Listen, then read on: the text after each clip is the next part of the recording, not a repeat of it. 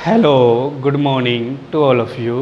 I am Harish Goyal from Pro-Matte institute Bathinda और आज का जो हमारा टॉपिक है वो है polynomial. First of all, what is polynomial?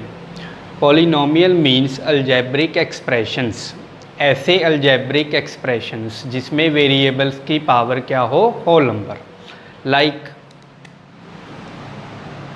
x-1 या मैं कहूँ x² प्लस 7x प्लस 2 या मैं कहूँ x³ plus 5x² plus 3x minus 1। ये सारे हमारे पास क्या हैं, पोलिनोमियल। क्योंकि हर एक्सप्रेशंस में वेरिएबल की पावर क्या है, होल नंबर। ऐसे एक्सप्रेशन या मैं कहूँ ऐसे अलजेब्रिक एक्सप्रेशंस जिसमें वेरिएबल्स की पावर यदि होल नंबर होगी तो वो क्या होंगी, पोलिनोमियल्स होंगी। यदि वेरिएबल की मैक्सिमम पावर उस एक्सप्रेशन में 1 है या मैं कहूँ डिग्री उस एक्सप्रेशन की 1 है, क्योंकि मैक्सिमम पावर को ही वेरिएबल की मैक्सिमम पावर को ही क्या कहा जाता है, डिग्री। तो यदि डिग्री 1 है इट मीन्स वो लीनियर पोलिनोमियल है, यदि डिग्री 2 है इट मीन्स क्वाड्रेटिक, यदि डिग्री 3 है इट मीन्स क्यूबिक। क्लियर? मैं दोबारा फिर रिपीट कर रहा हूँ, पोलिनोमियल मीन्स ऐसे अलजेब्रिक एक्सप्रेशंस जिसमें वेरिएबल्स की पावर क्या हो, होल नंबर। यदि पावर मैक्सिमम पावर या मैं कहूँ डिग्री 1 है तो लीनियर, 2 है तो क्वाड्रेटिक और 3 है तो क्यूबिक पोलिनोमियल। अब बात करते हैं डिफरेंस की। लीनियर, क्वाड्रेटिक, क्यूबिक्स में क्या डिफरेंस होगा? यदि इक्वेशन लीनियर पोलिनोमियल है इट मीन्स डिग्री 1 है। डिग्री 1 होने का मतलब क्या है, मीनिंग क्या है? इट मीन्स x की ऐसी एक वैल्यू है जिसको पुट करने से ये एक्सप्रेशन इज इक्वल टू 0 हो जाएगा। यहाँ पे डिग्री 2 है इट मीन्स x की ऐसी 2 वैल्यूज़ हैं जिसको पुट करने से ये एक्सप्रेशन इज इक्वल टू 0 हो जाएगा। और यहाँ पे x की इट मीन्स ऐसी 3 वैल्यू हैं जिसको पुट करने से ये एक्सप्रेशन इज इक्वल टू 0 हो जाएगा। उन वैल्यूज़ को उस इक्वेशन की क्या कहा जाएगा, 0। मैंने आपको कहा, दोबारा रिपीट कर रहा हूँ, यदि डिग्री 1 है इट मीन्स x की ऐसी एक वैल्यू है जिसको पुट करने से ये एक्सप्रेशन इज इक्वल टू 0 बनेगा। यहाँ पे 2 है इट मीन्स 2 वैल्यू हैं, यहाँ पे 3 है इट मीन्स 3 वैल्यू है। उन वैल्यूज़ को क्या कहा जाएगा, जीरोस ऑफ दैट एक्सप्रेशन या zeros of that polynomial. Clear? ये तो था पहला डिफरेंस। अब बात करते हैं दूसरे डिफरेंस की। यदि डिग्री 1 है इट मीन्स इस इक्वेशन का ग्राफ एक्स एक्सिस को एक बार टच करेगा। यदि डिग्री 2 है इट मीन्स इसका ग्राफ एक्स एक्सिस को 2 बार टच करेगा। इट मीन्स इसका ग्राफ एक्स एक्सिस को 3 बार टच करेगा, क्योंकि डिग्री कितनी है, 3। डन। ये तो हो गए डिफरेंस लीनियर, क्वाड्रेटिक और क्यूबिक्स में। अब बात करते हैं रिलेशंस की, relation between zeros and coefficient. तो हम उसमें इक्वेशन ले लेते हैं ax² plus bx plus c। ये मैंने क्वाड्रेटिक की जनरल फॉर्म लिखी है। क्वाड्रेटिक क्यों है? क्योंकि वेरिएबल की मैक्सिमम पावर कितनी है, देखो 2, तो इट मीन्स ये है क्वाड्रेटिक। तो हम बात करते हैं relation between zeros and coefficient in quadratic equation. तो जीरोस तो हमें पता ही है, ऐसी वैल्यूज जिसको रखने से ये एक्सप्रेशन इज इक्वल टू 0 बन जाएगा। तो यदि डिग्री 2 थी, यदि इक्वेशन क्वाड्रेटिक थी इट मीन्स इसकी कितनी जीरोस होंगी, 2, जिसको हमने सपोज कर लिया अल्फ़ा एंड बीटा। और यदि मैं कोफिशिएंट्स की बात करूं, coefficient means constant number like a b c। तो हमने रिलेशन पता करना है अल्फ़ा बीटा का a b c के साथ। क्लियर? तो सबसे पहले जो रिलेशन बनता है वो बनता है अल्फ़ा प्लस बीटा पे और दूसरा बनता है अल्फ़ा इंटू बीटा पे, मीन्स सम ऑफ 0, क्योंकि अल्फ़ा एंड बीटा क्या है, जीरोस ऑफ दिस एक्सप्रेशन। तो सबसे पहला जो रिलेशन बनता है वो सम ऑफ जीरोस और दूसरा बनता है product of zeros. Sum of zeros according to coefficient मेरे पास क्या रिलेशन बनेगा, -b/a और प्रोडक्ट ऑफ जीरोस क्या बनेगा C/A। क्लियर। मैं दोबारा फिर रिपीट कर रहा हूँ, हम कंसेप्ट कर रहे हैं relation between zeros and there coefficients. यदि मैंने जीरो सपोज कर ली इस इक्वेशन की क्वाड्रेटिक की alpha and beta and coefficients पता ही है कांस्टेंट वैल्यू मींस ABC, तो सम ऑफ जीरो क्या बनेगी -B/A और प्रोडक्ट ऑफ जीरोस क्या बनेगी C/A। अब इसी चीज़ को एक एग्जांपल में अप्लाई करते हैं। देखो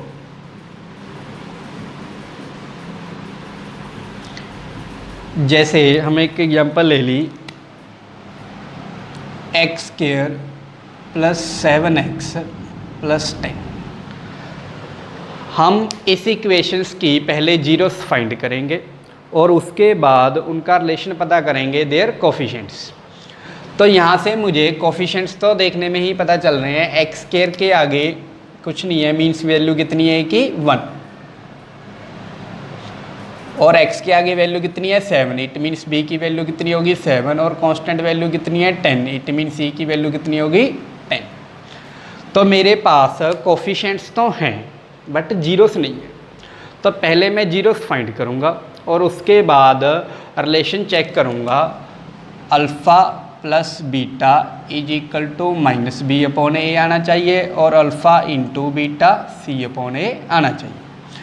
तो यदि हमने क्वाड्रेटिक इक्वेशंस की जीरो फाइंड करनी है तो वो हम 9th क्लास में कर चुके हैं, मिडिल टर्म स्प्लिटिंग। तो मैं मिडिल टर्म को स्प्लिट कर लूँगा, मैं जीरो फाइंड कर रहा हूँ इसलिए इज इक्वल टू जीरो रख लूँगा, क्योंकि जीरो का मीनिंग ही होता है भी यदि पुट करेंगे x की जगह तो equation is equal to zero बननी चाहिए, तो मैंने जीरो के इक्वल रख लिया।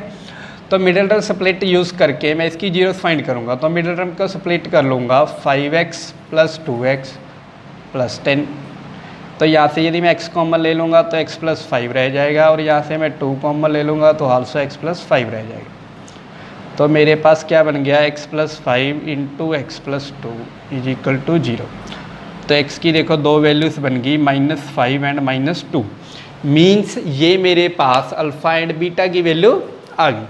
अब जस्ट मुझे क्या करना है, वेरीफाई चेक करना है, अल्फ़ा प्लस बीटा मेरा -B/A बनना चाहिए, अल्फ़ा इंटू बीटा C/A बनना चाहिए।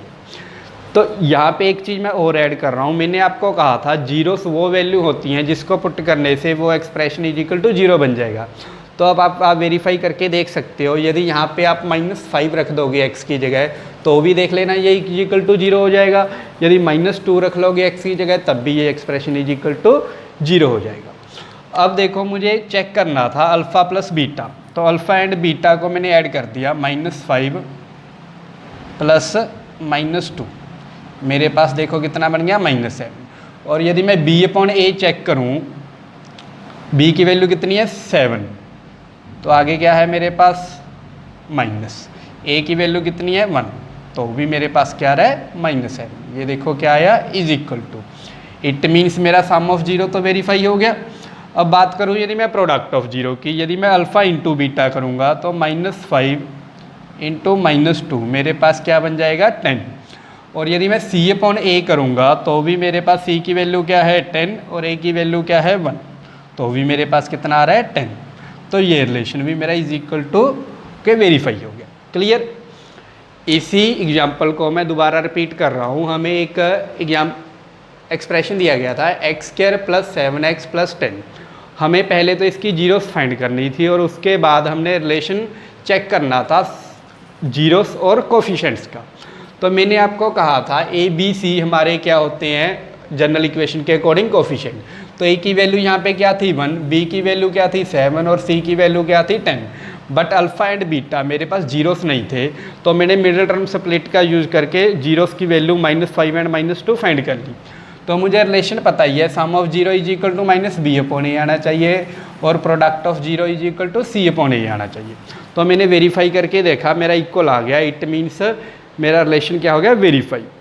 अब इसी को relation between coefficients and zeros को हम वेरीफाई करते हैं क्यूबिक पॉलिनोमियल पे। क्यूबिक पॉलिनोमियल्स की यदि हमने जीरोस फाइंड करनी है तो वो हम 9th क्लास में कर चुके हैं बाय यूजिंग फैक्टर थ्योरम। अब यहाँ पे 10th के सिलेबस में हमसे जीरोस नहीं फाइंड करवाएगा क्यूबिक में, जस्ट हमें एक इक्वेशन दे देगा और साथ में उसकी जीरोस भी दे देगा और हमें जस्ट रिलेशन वेरीफाई करना होगा। तो जैसे हमने अब क्वाड्रेटिक का किया है तो सबसे पहले हम क्यूबिक की भी जनरल फॉर्म ले लेते हैं। तो क्यूबिक की जो जनरल फॉर्म होती है वो होती है ax³ plus bx² plus cx plus d। ये होती है हमारी क्यूबिक पॉलिनोमियल की जनरल फॉर्म। तो यदि इक्वेशन क्यूबिक है इट मीन्स इस इक्वेशंस की जीरोस कितनी आएंगी 3। ऐसी 3 वैल्यूज होंगी जिसको रखने से ये एक्सप्रेशन इज इक्वल टू 0 हो जाएगा। तो हम उन तीनों वैल्यूज़ को alpha, beta and gamma suppose कर लेते हैं। तो सबसे पहला जो रिलेशन बनेगा कोफिशिएंट्स और जीरोस का वो बनेगा sum of zero, alpha plus beta plus gamma. वो मेरे पास होगा -b/a। दूसरा बनेगा product plus sum, means alpha into beta plus beta into gamma plus gamma into alpha, वो होगा मेरे पास c/a। और यदि तीनों की प्रोडक्ट की बात करूँगा तो वो बनेगा मेरे पास -d/a।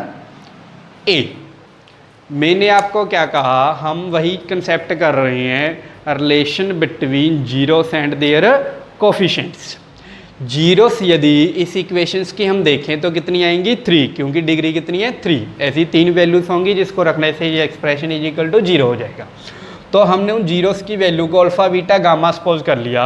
तो सबसे पहला जो रिलेशन बनेगा वो बनेगा alpha plus beta plus gamma is equal to -b/a। Alpha into beta plus beta into gamma plus gamma into alpha वो बनेगा c/a। और तीनों की प्रोडक्ट अल्फ़ा बीटा गामा वो बनेगा -d/a। क्लियर। तो अभी इसी रिलेशन को हम एक एग्जाम्पल के साथ वेरीफाई करते हैं। देखो कैसे। एक चीज़ मैं आपको बता ही चुका हूँ, क्यूबिक पॉलिनोमियल्स की यदि हमने जीरोस फाइंड करनी है तो वो हम 9th क्लास में कर चुके हैं by using factor theorem. But यहाँ पे 10th के सिलेबस में हमसे जीरोस फाइंड नहीं करवाएगा, वो जस्ट वेरीफाई करवाएगा। देखो कैसे।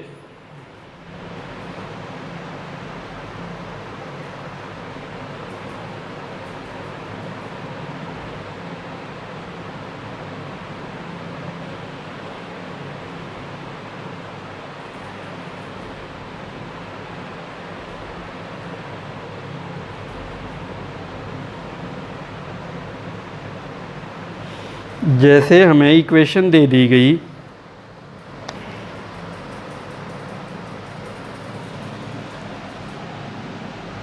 3x³ -5x² -11x -3, ये हमें इक्वेशन गिवन है।